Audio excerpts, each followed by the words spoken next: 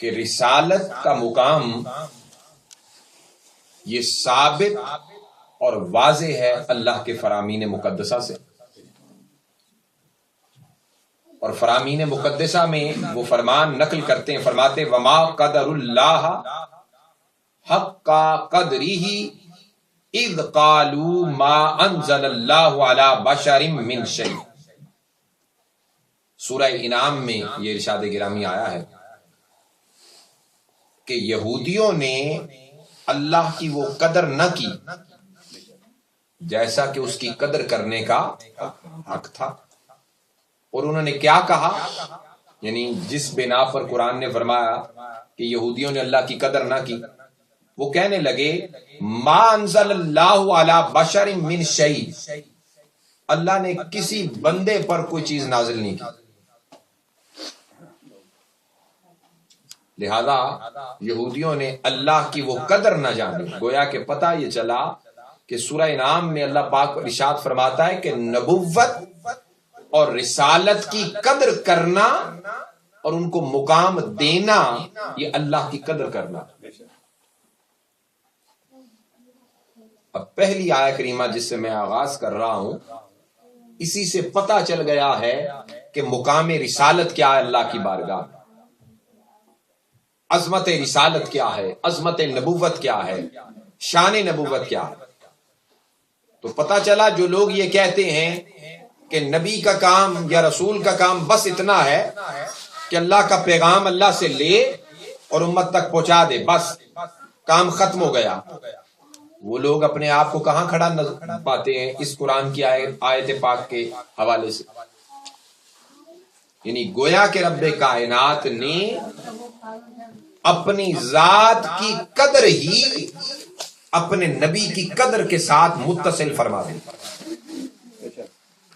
جو نبیوں کی قدر کرتا ہے وہی اللہ کی قدر کرتا ہے، جو نبیوں کی تعظیم کرتا ہے وہی اللہ کی تعظیم کرتا ہے، جو نبیوں کو معزز جانتا ہے وہی اللہ کو معظم اور معزز جانتا ہے، جو نبیوں پر پختہ ایمان رکھتا ہے وہی اللہ پر پختہ ایمان رکھتا ہے۔ سو جس کا عقیدہ مقام نبوت اور مقام رسالت پر خالص پختہ ہو گیا، اس کا عقیدہ اللہ کی ذات پر بھی پختہ ہو گیا۔ سو مفسرین اور محدثین نے مقام رسالت کے باب میں اس آیت کریمہ کو بنیادی درجہ کی کا درجہ اس کو دیا ہے کہ جس نے ایمان کے باب میں مقام رسالت کو نہ پہچانا، گویا وہ توحید تو بعد کی بات ہے، توحید کو کیا وہ پہچانا۔ اور توحید کا ذکر آپ دو گفتگوؤں کے اندر سماعت کر چکے ہیں کہ توحید حقیقت میں کیا ہے، عظمت رسالت کی معرفت کا نام ہے، اور رسالت اور نبوت کے بغیر توحید خالص اور توحید حقیقی کسی قوم کو، امت کو نصیب ہی نہیں ہو سکتی۔ تو فرماتے ہیں ھذہ الآیۃ دالۃ، یہ آیت کریمہ دلالت کرتی ہے علی انہ لا یصح الاعتراف بقدر اللہ تعالی ولا بعظمت الوہیتہ، کہ کبھی بھی اعتراف درست ہو ہی نہیں سکتا اللہ کی عظمت کی قدر کا اور اس کی الوہیت کی عظمت کا، مگر کب ہو سکتا ہے الا باقرار الرسالۃ و تصدیقها، جب بندہ اقرار رسالت کر لیتا ہے اور اس کی تصدیق کر لیتا ہے تو رب کائنات کی توحید کا اقرار نصیب ہوتا۔ یعنی سادہ لفظوں میں کوئی حاکم، کوئی قاضی، کوئی جج، کوئی بڑا، کوئی آقا، کوئی رہنما کوئی حکم دیتا ہے کسی بات کا، بھئی یہ کرو، تو رعایا یا ملازم یہ کہے آقا میں آپ کی قدر بڑی کرتا ہوں، عظمت بڑی کرتا ہوں، میں آپ کی عزت بڑی کرتا ہوں، میں نے کام نہیں یہ کرنا، بھئی بھاڑ میں گیا تمہارا عظمت کرنا، بیان کرنا اور عزت کرنا اور اس کی عظمت کو بیان کرنا، تم حکم تو مان نہیں رہے اور عزت خاک کر رہے. جیسے عربی کی ایک لطائف کی کتاب ہے، لطیفوں کی، اس میں ایک ہم نے لطیفہ پڑھا تھا، بڑا عرصہ گزر گیا، جوہا کے حوالے سے. لطائف و جوہا اسے کہا جاتا ہے، عربی کی لطائف کی، لطیفوں کی کتاب ہے، جوکس ہیں اس میں. یہ نہیں تو اس میں ایک لطیفہ تھا کہ ایک شخص سفر کرنے لگا تو اس کے ساتھ سفر میں ایک اور بندہ مل گیا راستے میں. وہ دونوں اکٹھے ہو گئے، دونوں ایک دوسرے سے کہنے لگے بڑی اچھی بات ہے، ہم دونوں ایک دوسرے کے ساتھ ہیں، سفر اچھا گزرے گا. لہذا راستے میں ظاہر ہے بھوک بھی لگنی ہے، کھانے کی ضرورت بھی پیش آنی ہے. تو ایک جگہ وہ بندہ رکا جو پہلے سفر پر نکلا تھا. تو اس نے کہا یہاں رکتے ہیں، کچھ کھانا پکا لیتے ہیں کھانے پینے کے لیے، پھر اس کے بعد چلنا شروع کریں گے. وہ رک گئے. اس کے پاس کچھ ترکاریاں، جو سبزی، جو پکانے کا سامان وغیرہ تھا وہ پاس تھا. اس نے آگ جلائی اور پکانا شروع کیا. اس نے کہا بھائی یہ پیاز کاٹنے میں ذرا میری مدد کرو. اس نے کہا میں تو یہ جانتا ہی نہیں، کر نہیں سکتا. بڑا عجیب ساتھی ملا ہے. اس کے بعد اس نے کہا بھائی ذرا پانی کی ضرورت ہے اور یہ برتن بھی ذرا دھونا ہے، تو آپ ذرا پانی لے آئیں ادھر سے اور برتن بھی دھو لیں اور کھانا پکانا ہے. وہ کہنے لگا بھائی میں یہ کام نہیں کر سکتا، تم خود ہی کرو. اچھا ٹھیک ہے. کھانا پکانے کے لیے پانی بھی لے آیا، ہنڈیا بھی چڑھا دی، آگ بھی لگا دی.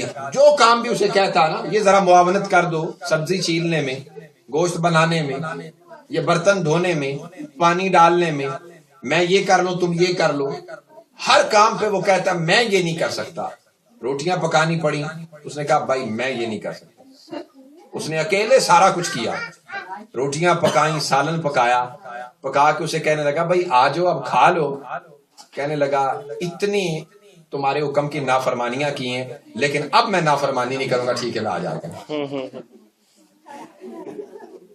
آج کے بعض توحید پرستوں کا بھی یہ حال ہے.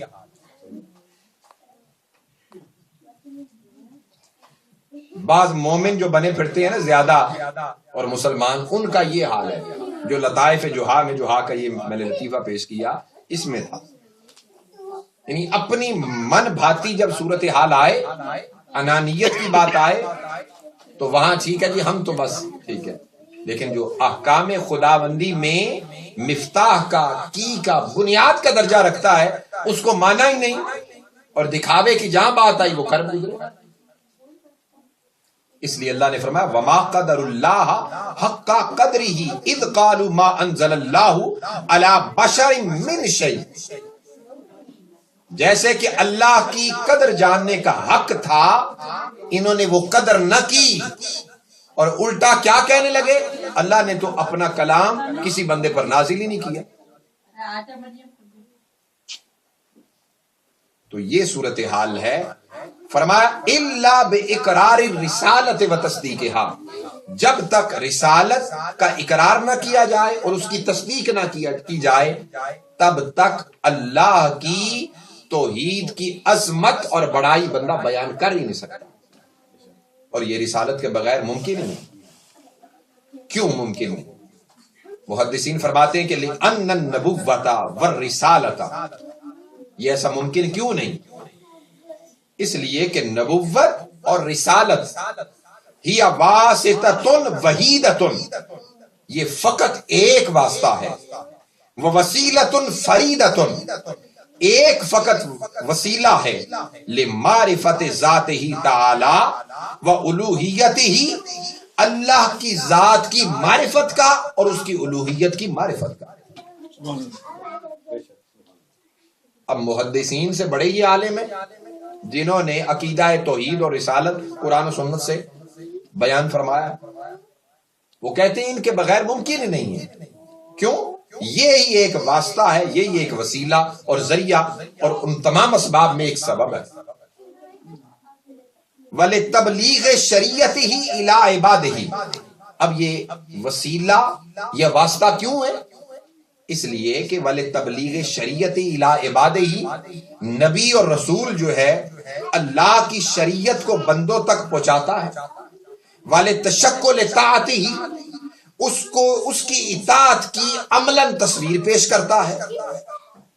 یہ نماز جو ہم پڑھتے ہیں، یہ روزہ جو رکھتے ہیں، یہ حج جو کرتے ہیں، یہ زکوٰۃ جو دیتے ہیں، کیا قرآن اس کی عملی صورت بیان کرتا ہے؟ یا اللہ پاک کسی بندے کے ذہن میں ڈال بھی دیتا کہ ایسے کرنا ہے، تو عام بندہ جو تھا، عام بندہ یعنی ہر بندے کے ذہن میں ڈالا جاتا کہ ایسے کرنا ہے، تو ہر بندے کے ذہن میں تو ڈال دیا جاتا، تو ہوتا کیا، ہر بندہ اپنے اپنے طریقے اختیار کیے رکھتا، اپنی اپنی نئی صورتحال سے دوچار رہتا. لیکن اللہ نے پوری مخلوق میں اپنے بندگان خدا کو چنا، ان کا انتخاب کیا، ان کی استفائی فرمائی، ان کو منتخب فرمایا. اور آگے دیکھیں گے، آگے آئے گی وضاحت کیوں کیا. تو لہٰذا اس کی عملی جو تشکیل ہے یہ نبی کے بغیر ناممکن تھی. وَلِامْتِثَالِ أَوَامِرِهِ وَنَوَاهِهِ، اللہ کے احکامات یعنی اس کے اوامر، امر جو ہے، وَنَوَاهِهِ، اور اللہ کی طرف سے جو چیزیں ممنوع ہیں، بین ہیں، ان کی مثال کو عملاً پیش کرے. حَيْثُ اجْتَبَىٰ اللَّهُ الْأَنْبِيَاءَ وَالرُّسُلَ، یہی وجہ ہے کہ اللہ نے انبیاء اور رسولوں کو منتخب فرمایا. وَاخْتَارَهُمْ لِلْأَخْذِ مِنَ الْخَالِقِ، اور اس لیے بھی منتخب کیا تاکہ وہ اللہ سے لیں، وَلِإِيصَالِ إِلَى الْخَلْقِ، اور مخلوق تک اللہ کا پیغام پہنچا دیں. وَاصْطَفَاهُمْ لِلْقَبُولِ مِنَ الْخَالِقِ، اور اس لیے منتخب کیا کہ وہ خالق سے، اللہ سے قبول کریں. وَالْإِفْضَالِ عَلَى الْخَلْقِ، اور مخلوق پر اللہ کا فضل بھیجیں اور عطا کریں.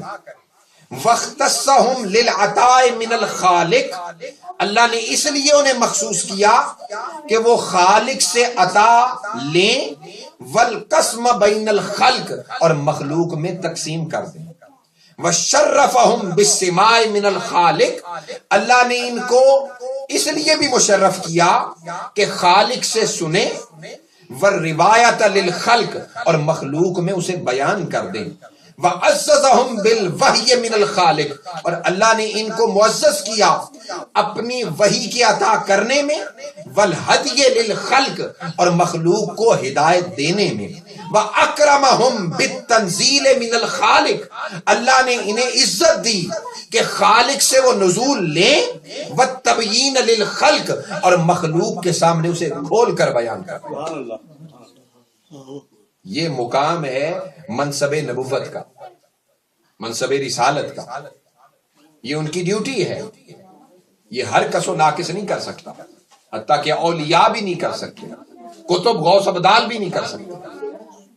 ان کے سامنے بھی حقیقتاً وہی کتاب مجید ہوتی ہے، وہی فرمان رسول ہوتا ہے جس کو وہ پڑھتے ہیں اور دلوں کی اور باطن کی کائنات میں اتارتے ہیں، عملی نمونہ اپنی ذات کو بناتے ہیں اور حضور کا نمونہ اپنے سامنے رکھتے ہیں، اپنی ذات پر اسے نافذ کرتے ہیں اور اس میں فنا ہوتے ہیں. جب اس میں فنا ہوتے ہیں تو فنا پھر رسول ہوتے ہیں، جب فنا پھر رسول ہوتے ہیں تو رب کائنات اپنی ذات میں انہیں فنائیت عطا فرماتے ہیں. تو منصب رسالت اور مقام رسالت یہ ہے کہ اللہ سے کلیتاً دین کا لینا اور مخلوق تک کلیتاً عملی صورت سے لے کر ہدایت تک اور دلوں کے تزکیہ اور نفوس کے تزکیہ تک اسے پہنچانا، یہ مقام رسالت. اب فرمایا فلا بدہ، ضروری ہے، ان نعرف اللہ تعالی، ہم اللہ کو پہچانیں، بواسطۃ النبوہ، نبوت کے واسطے کے ساتھ. والرسالہ، اور رسالت کے واسطے کے ساتھ، کما جاء فی القرآن عندما سأل النبی یعقوب علیہ السلام، جیسے کہ قرآن مجید میں یہ ذکر کیا گیا ہے کہ حضرت یعقوب علیہ السلام نے جب سوال کیا ابناءہ، اپنے بیٹوں سے، کیا اما یعبدون من بعدہ، کہ میرے بیٹوں بتاؤ میرے بعد کس کی عبادت کرو گے؟ جنہوں نے پوچھا حضرت یعقوب علیہ السلام. اور آپ کو معلوم ہے کہ یعقوب علیہ السلام وہ اللہ کے نبی ہیں جن کا لقب اسرائیل تھا. ان کا لقب کیا تھا؟ اسرائیل. یہ جو بنی اسرائیل، بنی کا معنی ہوتا ہے اولاد. یہ کہتے ہیں نا بنی اسرائیل، یہودی بھی اور عیسائی بھی، یہ سارے بنی اسرائیل ہیں. یہ سارے کے سارے کیا ہے؟ بنی اسرائیل. حضرت یعقوب صاحبزادے تھے حضرت اسحاق، حضرت اسحاق کے، اور حضرت اسحاق صاحبزادے تھے حضرت ابراہیم کے، اور اسحاق بھائی بھی تھے حضرت اسماعیل. حضور علیہ السلام اور حضور کی اولاد یہ بنو اسماعیل ہے، یہ بنی اسماعیل ہے. اور عیسائی اور یہودی جو ہیں، جو اولاد میں آ رہے ہیں سلسلہ در سلسلہ، اولاد ہے جن کی آگے چل رہی، وہ بنی اسرائیل ہیں. اور یہودیوں کے ہاں آپ کو معلوم ہے جو بنی اسرائیل یہودی ہیں، جو حضرت یعقوب علیہ السلام کی اولاد ہیں، ان کے ہاں تبلیغ کا تصور نہیں ہے. معلوم ہے نا آپ کو، یہ تبلیغ نہیں کرتے. یہ کہتے ہیں جو جدی پشتی حسبن نسبن یہودی ہے وہی یہودی اور وہی بنی اسرائیل ہے. عیسائیت بڑھ گئی اس لیے کہ تبلیغ کا تصور ہے، اسلام بڑا اس لیے کہ تبلیغ کا تصور ہے. ان کے ہاں بھی تبلیغ کا حقیقتاً تصور تھا، لیکن انہوں نے تبدیلی کر دی ہے نا اپنے مذہب میں. اب یہودی جو ہے بنی اسرائیل یا یہودی جوش، اسے ہی مانتے ہیں جو نسل در نسل یہودی ہے، حضرت یعقوب کی اولاد میں سے. تو حضرت یعقوب کا لقب کیا تھا؟ اسرائیل. اور یہودی نے کیوں کہا جاتا تھا؟ حضرت یعقوب کی اولاد میں ایک یہودا نامی آپ کا بیٹا تھا، اس نے ایک بستی آباد کی تھی، اس بستی میں رہنے کی وجہ سے انہیں یہودی کہا جاتا تھا. میری بات سمجھ میں آ گئی نا؟ اور عیسائی، حضرت عیسیٰ کا نام ہے، عیسیٰ کو ماننے والوں کو عیسائی کہا جاتا ہے. اور قرآن نے فرمایا المسیح ابن مریم، آپ کا مسیح لقب بھی ہے. مسیحائی کرنا، مسیح آپ کو اس لیے کہا جاتا ہے کوڑ زدوں کو، برس زدوں کو، مردوں کو زندہ کرتے، حیات نو بخش دیتے، اس لیے مسیحا کہا جاتا تھا. اور قرآن نے فرمایا نا وقالت النصارى المسیح ابن اللہ وقالت الیہود عزیر ابن اللہ، کہ حضرت عیسیٰ کے کمالات جب عیسائیوں نے دیکھے تو کہنے لگے یہ مسیح اللہ کے بیٹے ہیں. عیسیٰ کیا ہے؟ اللہ کے بیٹے ہیں. مسیحائی جو کرتے ہیں مردوں کو حیات دیتے ہیں، مسیح جو ہے نا، مسیحائی کرنا، کسی کو حیات نو دینا. کہتے ہیں نا ڈاکٹر مسیحا ہے، حکیم مسیحا ہے. بھئی آپ تو ہمارے لیے مسیحا بن کے آ گئے. کیا مطلب؟ کہ ہمارے لیے نوید نو کا پیغام، حیات نو کا پیغام، خوشخبری کا پیغام بن کر آئے. تو اسے کہتے ہیں مسیحائی کرنا. ڈاکٹر کو بھی کہا جاتا ہے مسیحا کو، یہ حکیم کو بھی کہا جاتا ہے، جو علاج معالجہ کرے اسے بھی کہا جاتا ہے، روحانی جسمانی جو علاج کرے اسے بھی مسیحا کہا جاتا ہے. یعنی ڈوبتے کو سہارا دینے والے کو مسیحا کہا جاتا ہے. تو آپ کو مسیح اس لیے کہ مردوں تک کو زندہ کر دیتے، باقی کیا بچا تھا؟ اور مردے اور موت سے بڑھ کے بھی کوئی بیماری ہو سکتی ہے، اس سے تو بڑھ کے کوئی نہیں ہے نا، وہ آخری سٹیج ہے. تو مردوں تک کو آپ شفا یاب کر کے حیات نو بخش دیتے اور زندہ کر دیتے، تو اس لیے مسیحا کہا جاتا. اور عزیر علیہ السلام بنی اسرائیل میں نبی ہوئے، اور حضرت عزیر بھی مردوں کو زندہ کیا کرتے. آپ کی عمر مبارک ٹھہر گئی. وہ قصہ آپ کو معلوم ہے کہ جب آپ کا گزر ایک بستی سے ہوا تو وہاں پر بہت پرانا قبرستان تھا، اور بس چلتے چلتے خیال آ گیا کہ باری تعالیٰ اتنا پرانا شہر خاموشاں ہے، قبرستان اتنا بڑا ہے، ہزاروں سال لوگوں کو دنیا سے گئے ہو چکے ہیں، ان کی ہڈیاں بھی جو ہیں خاک میں بدل چکی ہیں، ان کو زندہ کیسے کرے گا؟ اللہ پاک نے اتنا ہی خیال حضرت عزیر کے ذہن میں آیا، اللہ نے موت کو وارد کر دیا۔ موت کو جب وارد کیا تو پھر اس کے بعد اٹھایا دوبارہ، پوچھا کم لبستہ، عزیر بتا کتنی دیر یہاں ٹھہرا ہے؟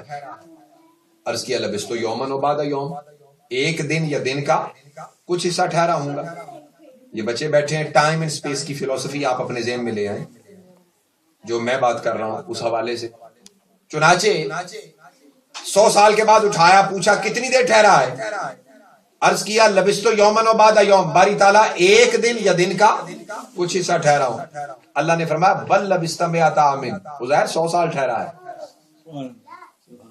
وانظر الی طعامک و شرابک لم یتسنى وانظر الی حمارک، اپنے کھانے اور مشروبات کی طرف دیکھ کہ وہ ابھی تک باسی بھی نہیں ہوا، اور اپنے گدھے کی طرف دیکھ کہ اس کی ہڈیاں بھی نہیں بچی۔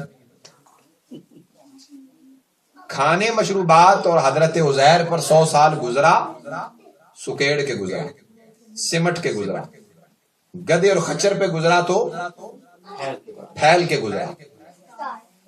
ٹائم اینڈ سپیس کی فلسفی یہی کہتی ہے نا، ایک ہی وقت ہوتا ہے، وہ کچھ پر پھیل کے گزر رہا ہوتا ہے اور کچھ پر سکیڑ کے گزر رہا ہوتا ہے۔ واقعہ معراج بھی تو یہی ہے نا۔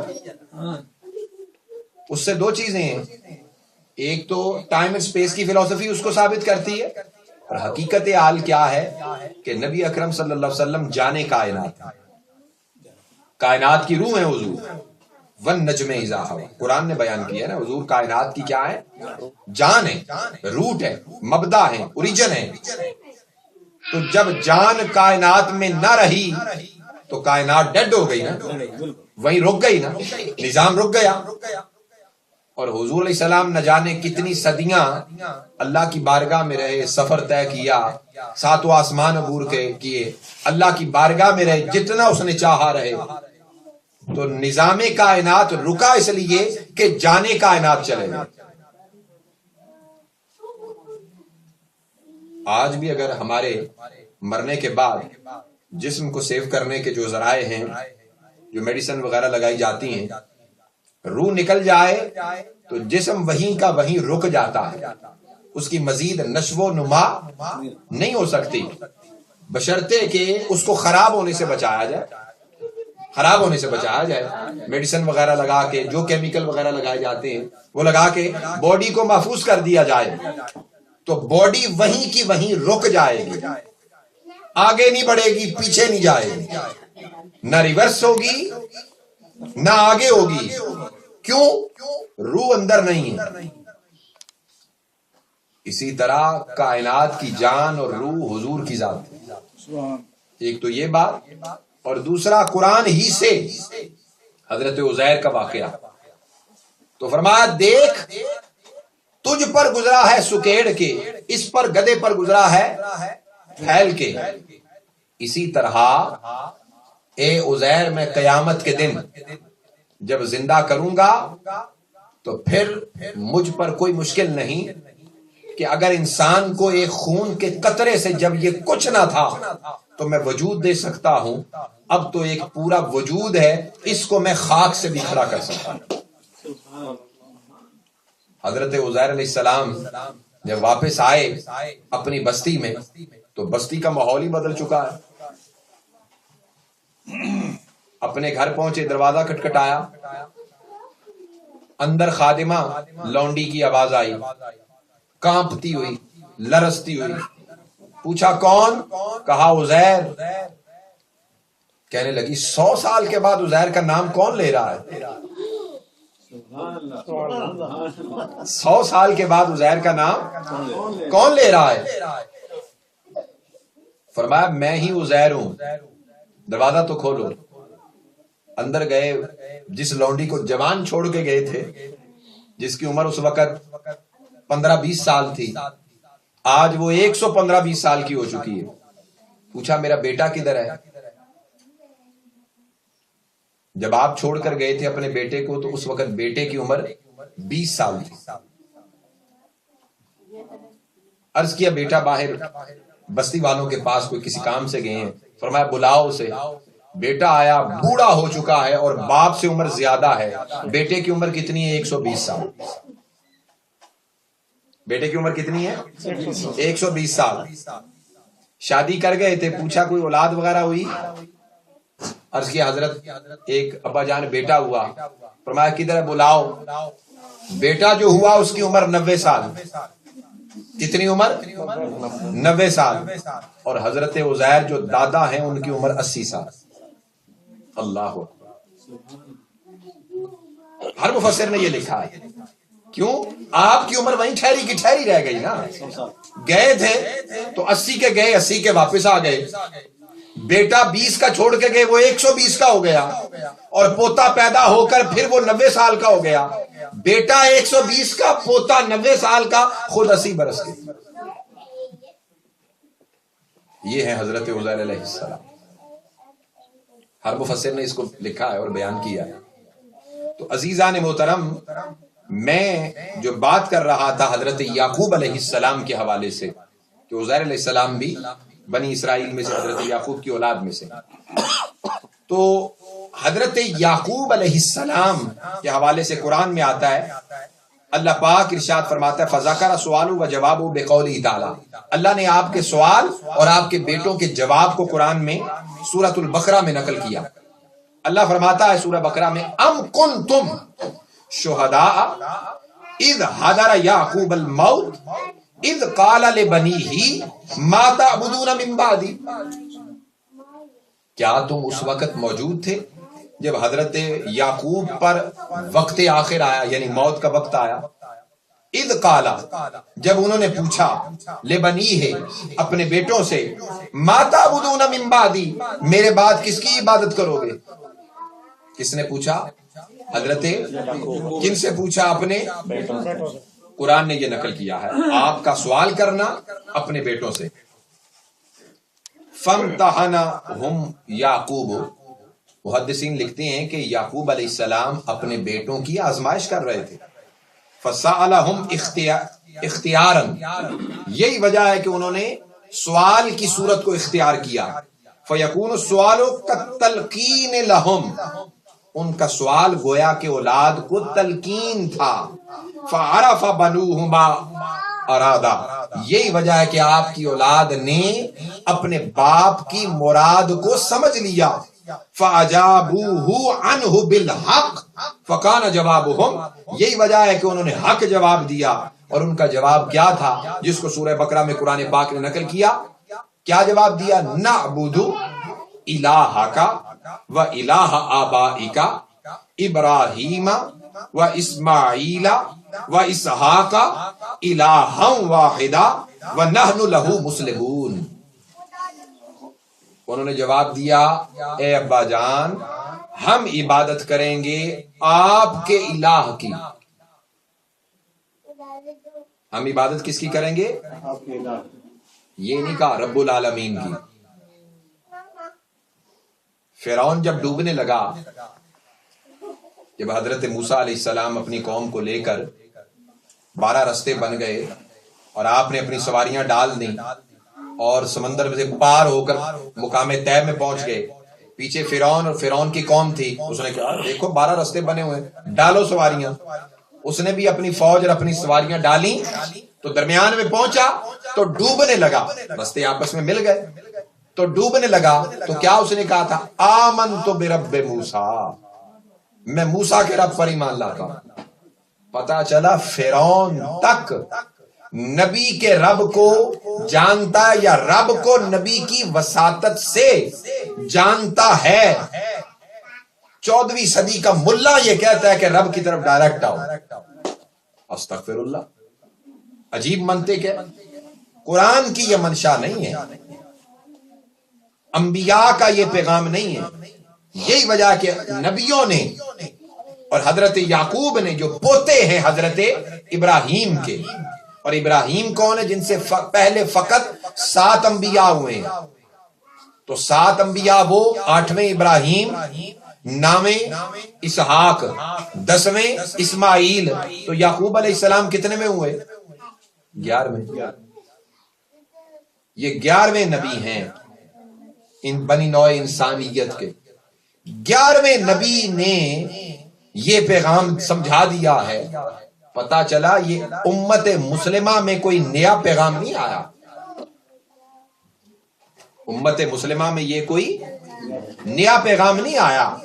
آدم سے لے کر یعقوب علیہ السلام تک، یعنی حضرت آدم، حضرت نوح، حضرت شیس اور جتنے بھی درمیان میں انبیاء آئے کم و بیش ساتھ، اور پھر حضرت ابراہیم، حضرت اسحاق، حضرت اسماعیل اور جناب یعقوب علیہ السلام تک، یہ 11ویں انبیاء جو ہیں، انبیاء میں 11ویں نمبر پر آنے والے نبی حضرت یعقوب تک اپنے بیٹوں کو یہ پیغام دے رہے ہیں کہ بتاؤ ما تعبدون من بعدی، میرے بعد عبادت کس کی کرو گے؟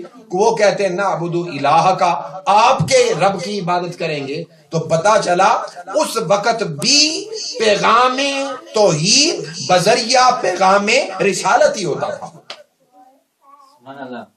آج اگر میں 14ویں صدی کے اندر یا 2014 کے اندر یہ سمجھاتا ہوں بات، تو یہ کوئی نئی بات نہیں ہے. بات سمجھ میں آ گئی نا؟ تو کیا کہا؟ نعبد الہ کا، آپ کے رب کی، و الہ آبائک ابراہیم و اسماعیل و اسحاق الہا واحدا، نام لے لے کر بیان کیا آپ کے آباء و اجداد جو نبی ہو گزرے ہیں ان کے رب کی. وہ کون ہے؟ ابراہیم، اسماعیل، اسحاق، جن کا ایک ہی الہ تھا.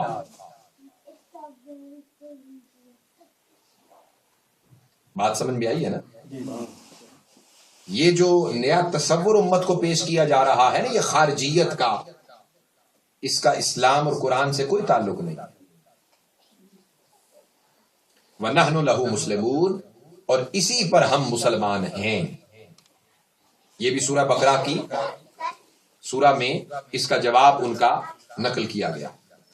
یعنی کیا؟ اے نعبد الالہ الذی دل علیہ وجودک ووجود آبائک الذین کانوا نبینا من قبلک فہو الذی ما علمناہ وما عرفناہ بعقولنا ولا بافہامنا بل عرفناہ بواسطۃ الرسل والانبیاء.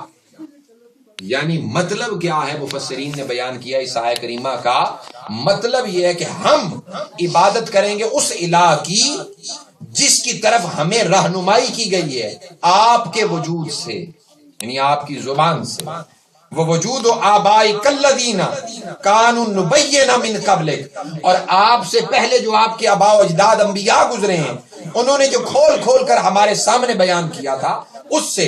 فہو الذی ما علمناہ، ہم اس کی عبادت نہیں کریں گے جس کو اپنے علم سے ہم جانتے ہیں. وما عرفنا بعقولنا، اس کی عبادت نہیں کریں گے جس کو اپنی عقل سے ہم جانتے ہیں. ولا بافہامنا، اس کی عبادت نہیں کریں گے جس کو اپنے فہم و ادراک سے جانتے ہیں. بل عرفناہ بواسطۃ الرسل والانبیاء، فرمایا جس کو ہم جانتے ہیں انبیاء رسولوں کے واسطے سے. یہ ہے مقام رسالت. سو بیسیکلی مقام رسالت کیا ہے؟ واسطہ، وسیلہ، ذریعہ، سبب. سو جو اس شے کا انکار کرتا ہے گویا کہ وہ تو نبوت پر ایمان نہیں رکھ رہا نا. تو جو نبوت پر ایمان نہیں رکھ رہا، اب بتائیے ذرا، میں نے قرآن کی پہلی آیت کیا پیش کی موضوع کے وقت کہ اللہ نے فرمایا وما قدر اللہ حق قدرہ،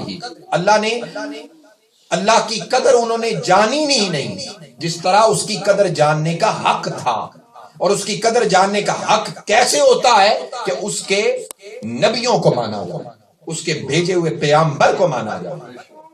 مثلا دور حاضر کی بات کرتے ہیں، ابھی انڈیا اور امریکہ کا ایک مسئلہ بن گیا. یہاں پہ ایک ان کی فرسٹ سیکرٹری تھی غالباً ان کے کونسلیٹ میں نیو یارک میں. تو اس نے کیا کیا ہوا تھا کہ انڈیا سے ایک وزٹ ویزے پر عام ملازمہ لے کے آئی ہوئی تھی. جیسے ہمارے پاکستان انڈیا میں ہوتا ہے کہ کام وہاں پہ ملازم ہی کرتے ہیں، یہاں اس ملک میں آ کے سب کچھ خود کرنا پڑتا ہے. گھر بھی خود صفائی کرنی پڑتی ہے، برتن بھی خود دھونے پڑتے ہیں، کپڑے کو بھی خود دھونے پڑتے ہیں، سارے کام کاج خود کرتے ہیں نا. تو وہاں ہلکی پھلکی بھی آمدن ہو تو ملازمہ رکھ لیے جاتے ہیں، ڈرائیور ہوتے ہیں، سارا کچھ ہوتا ہے. تو ایز اٹ از اس نے بھی ایسے کیا، ملازمہ لے کے آئی ہوئی تھی، تو اس کو جتنی وہ تنخواہ دیتی تھی وہ یہاں کے مطابق بالکل صحیح نہ تھی۔ اور میں نے اکثر و بیشتر، میرا چونکہ آنا جانا بھی یہاں بھی رہتا ہے، اور میں نے بھی دیکھا ہے کہ ہمارے لوگوں نے کیا کیا ہوتا ہے، انڈیا، پاکستان، بنگلہ دیش، سری لنکا یا ان ممالک سے ہمارے جو آئے ہوتے ہیں، کسی نہ کسی طریقے سے خواتین کو بیچاری جو گاؤں سے ہوتی ہیں ذرا، اور ان کو پتہ آتا نہیں ہوتا، انگلینڈ میں یہ بہت زیادہ یہ کام چل رہا ہے آج کل، تو وزٹ ویزا لگوا کے وہ لے آتے ہیں، اپنے گھر میں رکھا 5-5 10-10 سال تک، اور پیچھے ان کو وہاں کے مطابق مہینے کے 5-6 ہزار روپے دے دیے تنخواہ۔ وہ بھی اسی طرح یہاں پہ کرتی تھی۔ چنانچہ اس ملازمہ کو کسی نے بتا دیا یہ تو انلیگل کام ہے، یہ پتہ ہے نا، خبر پڑی ہے نا آپ نے، لہٰذا وہ کسی طریقے سے پولیس تک پہنچی اور ایجنسیز تک اور سیکرٹ سروسز تک کام پہنچ گیا۔ تو انہوں نے کیا کیا، اس فرسٹ سیکرٹری کو، کونسل جنرل جو بھی تھی، اسے اریسٹ کر لیا۔ تو اپنے ملک کی وہ سفارتکار تھی نا انڈیا کی، تو حالات دونوں ملکوں کے مخدوش ہو گئے، خراب ہو گئے، معاملہ کورٹ تک گیا۔ انڈیا نے کیا لے دینی کی، کیوں کی وجہ اب ذرا میں پوچھنا چاہتا ہوں آپ سے، اس لیے کہ ان کی ایک سفیر کو اریسٹ کر لیا گیا ہے۔ امریکہ لاکھ کہتا رہے ہم آپ سے اچھے تعلقات رکھنا چاہتے ہیں، ہم لانگ ٹرم تعلقات رکھنا چاہتے ہیں، ہم یہ کرنا چاہتے ہیں، یہ ہمارے عدالتی معاملات ہیں، یہ ملکی قوانین ہیں، یہ فلاں ہیں، لیکن وہ کہتے ہیں یہ جنیوا کنونشن کے خلاف ہے، یہ آپ ایسا نہیں کر سکتے، ویسا نہیں کر سکتے، فلاں نہیں ہو سکتا، فلاں نہیں ہو سکتا، بڑا کچھ کیا۔ لیکن ان کے سفیر کے ساتھ جب یہ لیدے ہوئی، وہ اریسٹ ہو گئی، تو انہوں نے اپنے تعلقات منقطع کرنے تک کے قریب آ گئے۔ یہ بات سمجھ میں آ گئی؟